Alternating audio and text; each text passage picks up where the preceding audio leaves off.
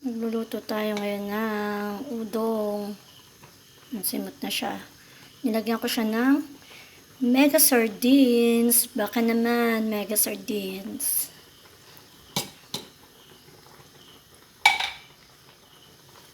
Malapit na rin siyang maluto, guys. Kasi tinimplahan ko na siya kanina. At para hindi na rin masyadong mahaba ang aking video. Napakabango. Nilagyan ko siya ng garlic and onion. Ayan, kabibili ko lang ng udong. Ito siya, guys.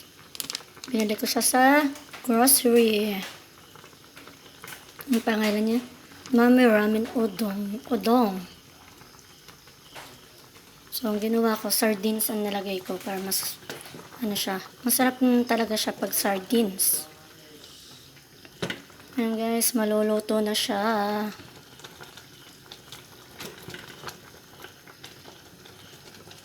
And thank you so much. Good evening.